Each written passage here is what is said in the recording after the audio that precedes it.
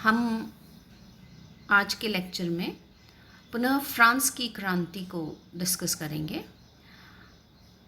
पूर्व के लेक्चर में हमने फ्रांस की क्रांति के कारणों को डिस्कस किया था। आज हम क्रांति किस प्रकार से शुरू हुई, उसकी क्या घटनाक्रम रहे, इसे डिस्कस करेंगे। लुई 16वां जो फ्रांस का शासक था जिस समय क्रांति हुई, उसने कुछ सुधार करने चाहे थे, आर्थिक सुधार। चूँकि उसके पूर्वजों द्वारा जो युद्ध लड़े गए थे, उन युद्धों ने फ्रांस को कर्जे में डुबो दिया था और इस ऋण को उतारने के लिए उसे धन की आवश्यकता थी।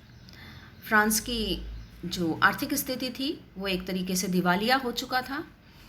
राज्य के खर्चे बढ़े हुए थे।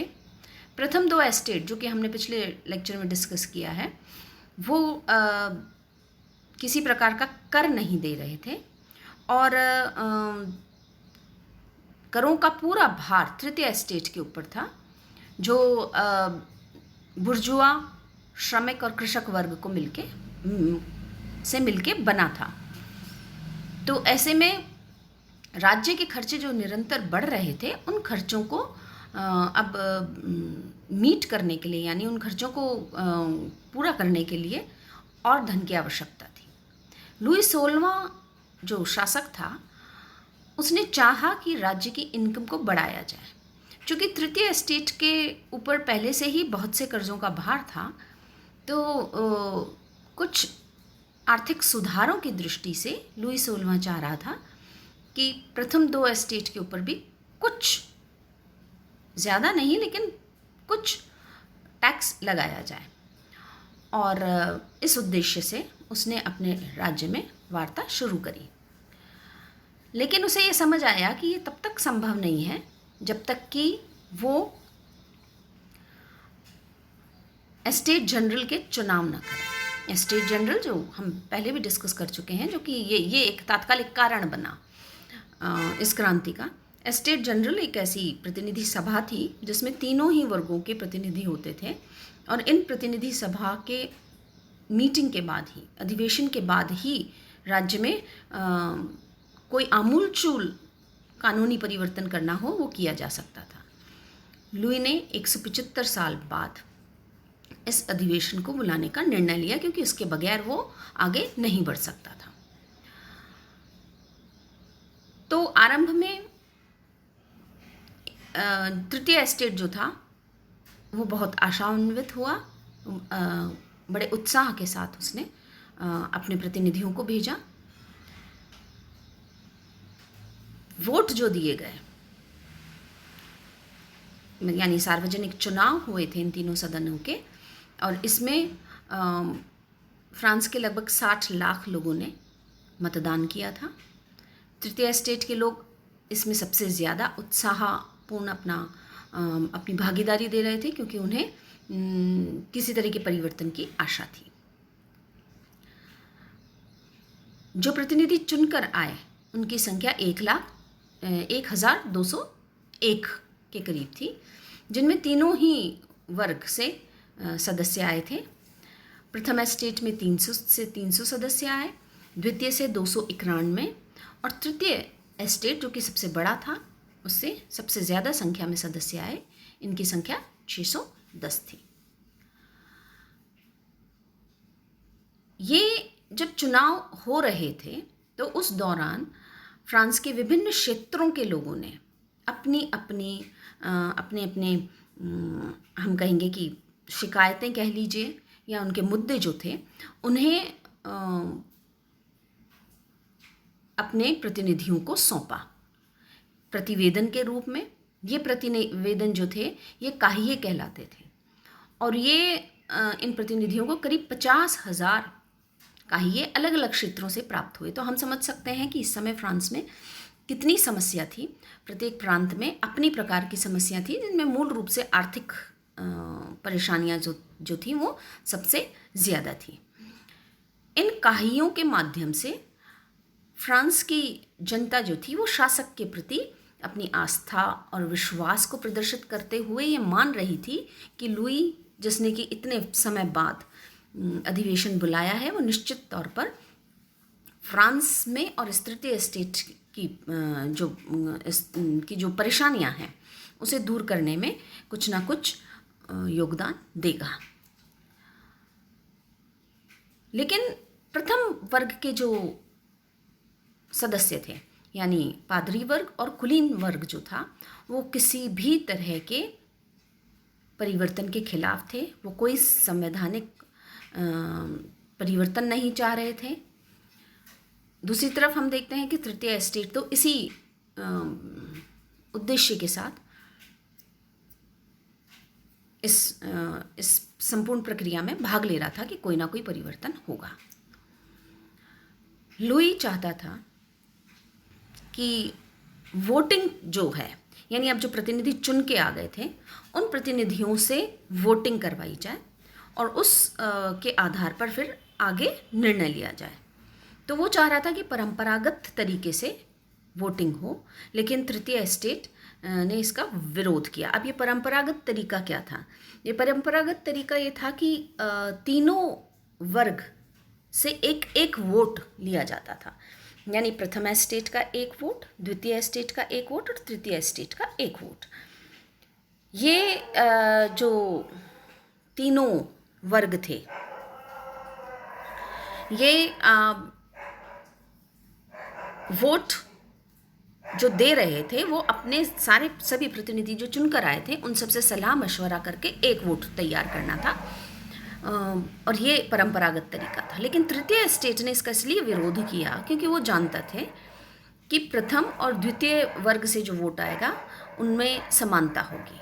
वो अपने ऊपर किसी भी प्रकार की लायबिलिटी नहीं लेना चाहेंगे और सारी लायबिलिटी जो है, अब जो एक नया निर्णय आर्थिक सुधारों की दिशा में होने वाला था तो वो जो लायबिलिटी थी उसे वो तृतीय एस्टेट पर थोपना चाह रहे थे और इसलिए तृतीय एस्टेट ने इसका विरोध किया।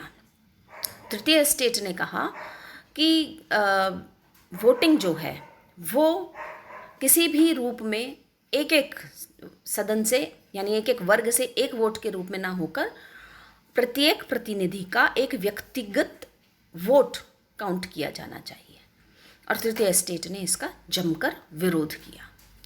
ये जो विरोधात्मक स्थिति थी वो लगभग 5 सप्ताह तक बनी रही और मतदान के प्रश्न के ऊपर डिस्कशंस होते रहे, लेकिन कोई सहमति नहीं हो पाई। कारण स्पष्ट है, हम अच्छे से समझ पा रहे हैं कि प्रथम और द्वितीय वर्ग के जो सदस्य थे वो जानते थे कि यदि तृतीय वर्ग के सदस्यों को इंडिविजुअल वोट देने का अधिकार दिया गया तो उनकी संख्या इन दोनों से ज़्यादा है। ऐसे में उनका निर्णय भारी रहेगा और इस कंडीशन में तृतीय एस्टेट की जो ओल्ड रेजीम के हिसाब से जो परंपरागत तरीके से जो एक पद्धति बनी हुई थी उसमें परिवर्तन किया जा सकता है और कुछ जिम्मेदारी राज्य के प्रति प्रथम और द्वितीय एस्टेट के लोगों की डिसाइड की जा सकती थी और इसलिए इस मुद्दे को उन्होंने लंबित रखा। जब कोई निर्णय नहीं निकल पाया तो फिर तृतीय एस्टेट के तृतीय एस्टेट के सदस्य परेशान हुए और उन्होंने अंततः निर्णय लिया। 17 जून 1789 को इन सभी प्रतिनिधियों ने अपने सदन को, जो चुन के जो प्रतिनिधि आया था वो सदन जो था उसको राष्ट्रीय महासभा के नाम से स्थापित कर दिया, उसे राष्ट्रीय महासभा घोषित कर दिया और कहा कि अन्य 2 जो एस्टेट हैं उसके प्रतिनिधि भी इसका भाग बन सकते हैं। ये जो घोषणा थी यानी राष्ट्रीय महासभा की जो घोषणा 17 जून 1789 को की गई, ये क्रांति की शुरुआत मानी जा सकती है।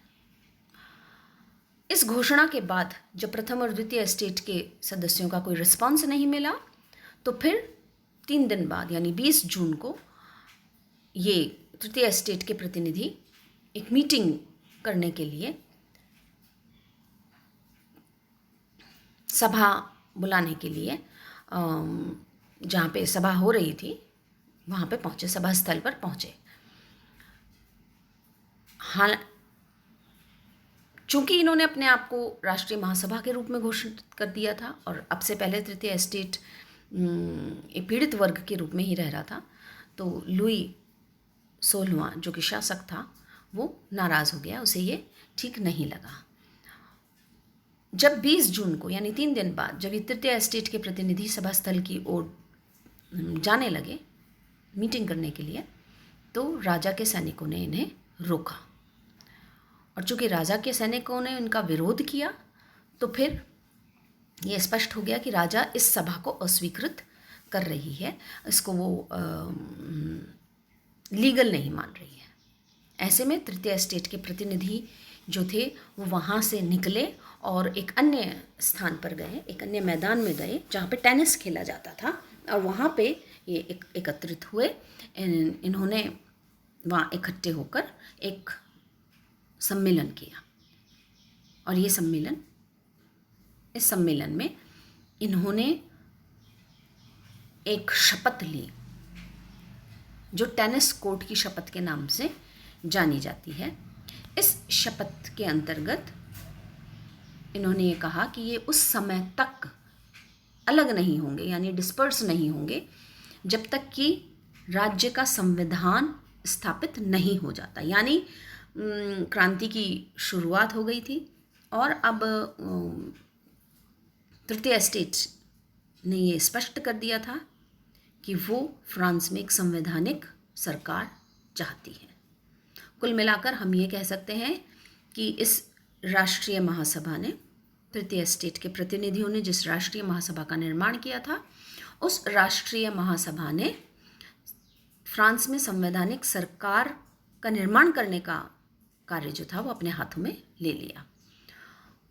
और टेनिस कोर्ट की शपथ से क्रांति की वास्तविक शुरुआत हुई, क्योंकि ये शासक के विरोध में या जो परंपरागत सिस्टम चला आ रहा था उसके विरोध में एक महत्वपूर्ण कदम था।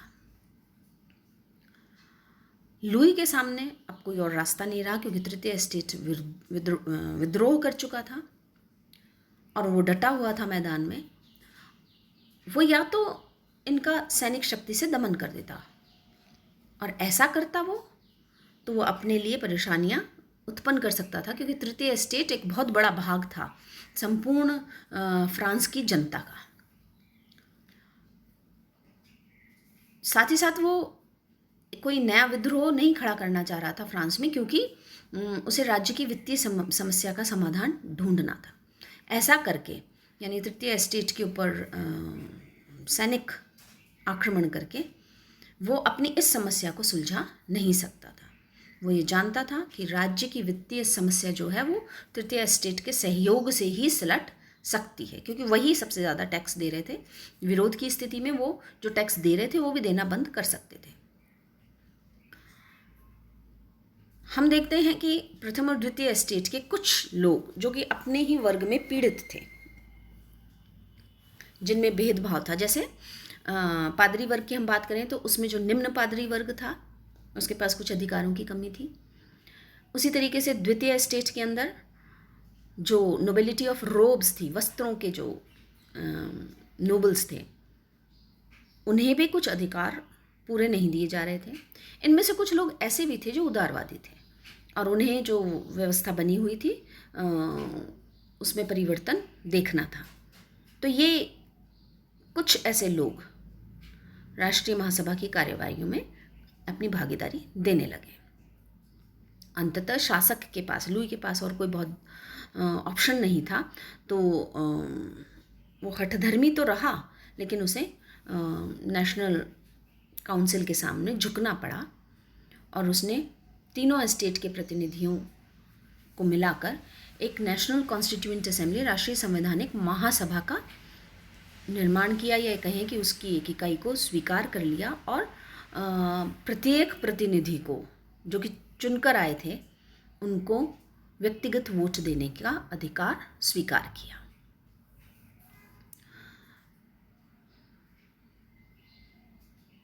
अब राजा ने जब ये स्थिति स्वीकार कर ली थी तो अब राष्ट्रीय महासभा ने, जो कि अब संविधान सभा के नाम से जानी जा रही थी, उसने फ्रांस में एक संविधान निर्माण का कार्य अपने हाथों में ले लिया।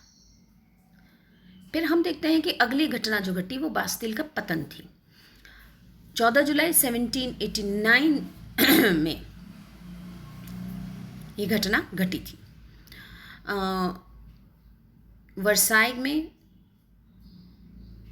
जब तृतीय एस्टेट की घोषणा के द्वारा राष्ट्रीय महासभा की घोषणा हुई तो पेरिस के लोग काफ़ी प्रसन्न हुए, क्योंकि इस समय पेरिस के अंदर सबसे ज़्यादा, पेरिस चूँकि फ्रांस का एक मुख्य शहर था, यहाँ की आबादी सबसे ज़्यादा थी और एक हम कह सकते हैं कि एक बजलिंग सिटी थी।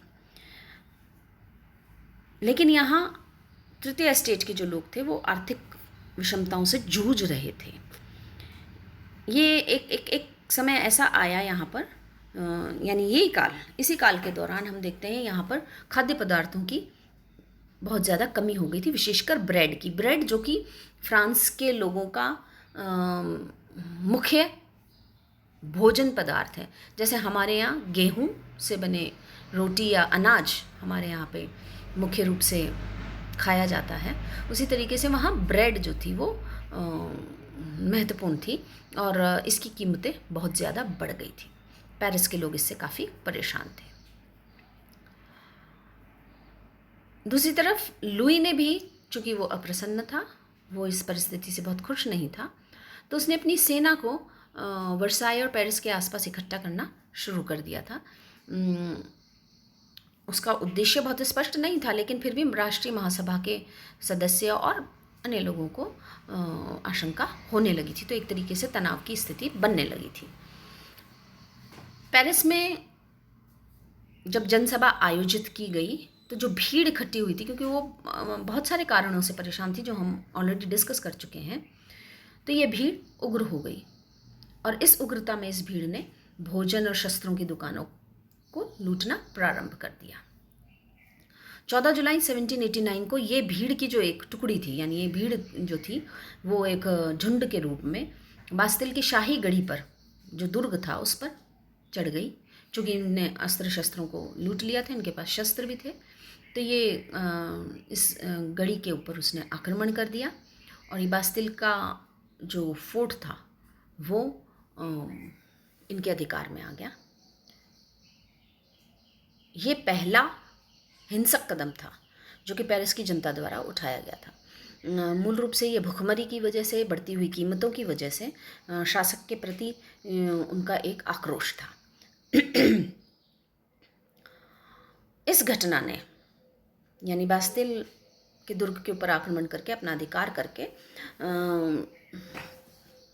फ्रांसीसी जनता ने ये स्पष्ट कर दिया था कि फ्रांस में शाही निरंकुशता का जो लंबा शासन चला आ रहा था वो करीब करीब समाप्ति की ओर आ गया था।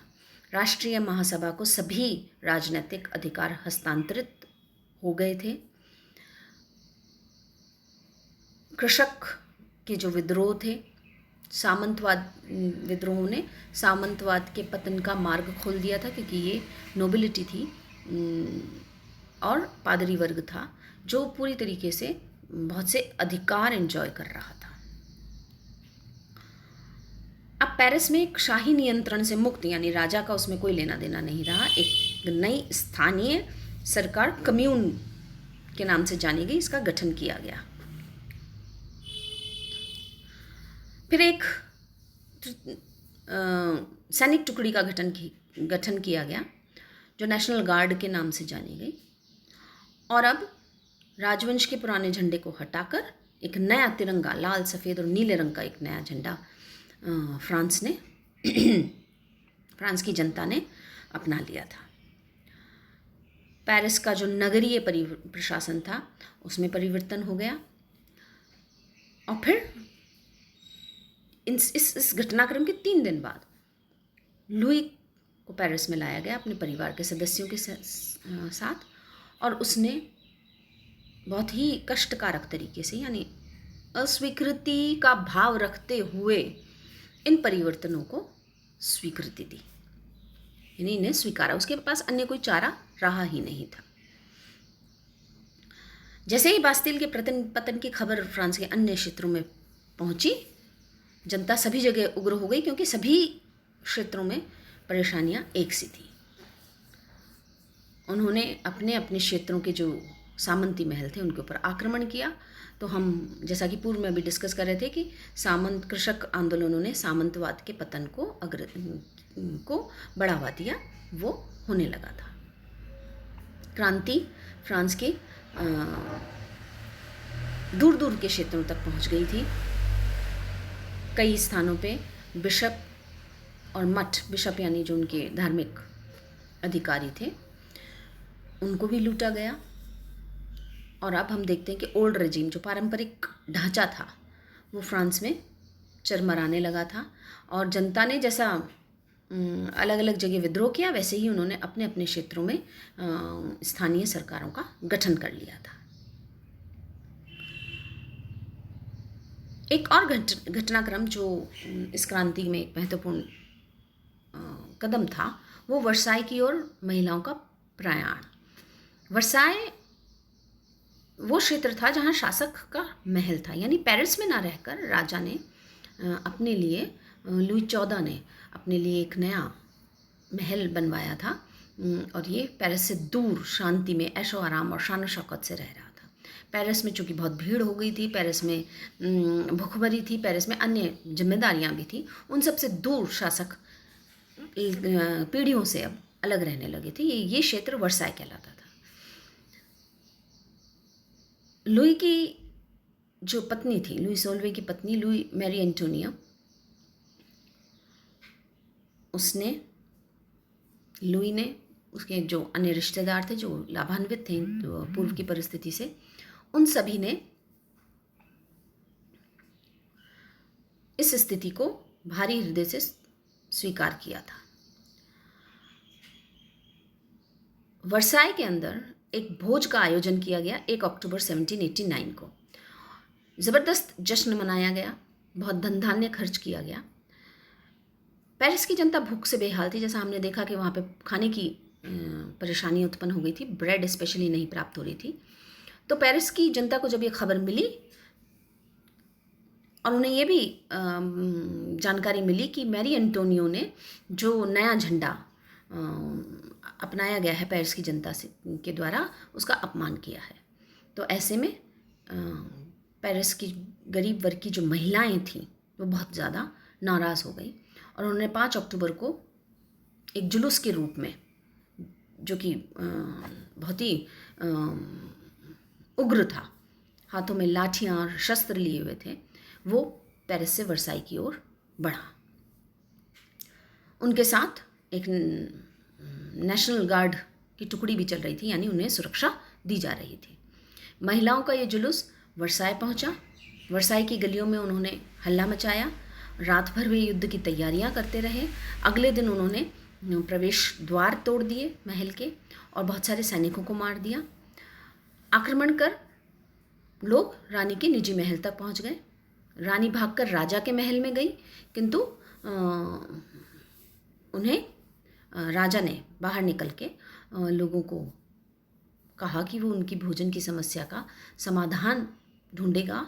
अपनी तरह से उसने लोगों को समझाने की कोशिश करी, लेकिन उग्र भीड़ जो थी स्त्रियों की वो अति रुष्ट थी। उन्होंने राजा को कहा कि वो अपने परिवार और रानी सहित पेरिस चले और वहाँ जाके देखे कि क्या स्थिति है। वो यहाँ वर्साई में ऐशारामपूर्ण जीवन विलासिता के साथ जी रहे हैं, आम जनता की क्या स्थिति है उसे वो देखें। रानी और राज परिवार के 8 सदस्यों को एक गाड़ी में बिठाकर इस जुलूस ने अपने साथ, ये जुलूस उनके साथ पैदल चलता हुआ पेरिस लेकर आया। और इसके बाद हम देखते हैं कि कभी भी राजा पुनः वर्साई नहीं लौट पाया, यानी ये विद्रोह का चरम था। यहाँ हम देखते हैं कि राजतंत्र का अंत हो गया, यानी क्रांति का जो एक भाग था राजतंत्र से जुड़ा हुआ वो समाप्त हो गया। इसके बाद राष्ट्रीय महासभा ने नई सरकार के गठन के लिए गतिविधियाँ शुरू करी। तो पेरिस जो था वो नई सरकार और क्रांति का केंद्र बना। अभी क्रांति समाप्त नहीं हुई थी। क्रांति को हम 3 चरणों में और आगे के लेक्चर्स में और देखेंगे कि ये क्रांति, जैसा हमने शुरू में देखा था कि इसने 3 महत्वपूर्ण आदर्शों को स्पष्ट किया था, लिबर्टी, इक्वालिटी और फ्रेटर्निटी के। तो इन तीनों आदर्शों को किस तरीके से रूपांतरित किया गया, ये अभी आगे के लेक्चर्स में हम देखेंगे।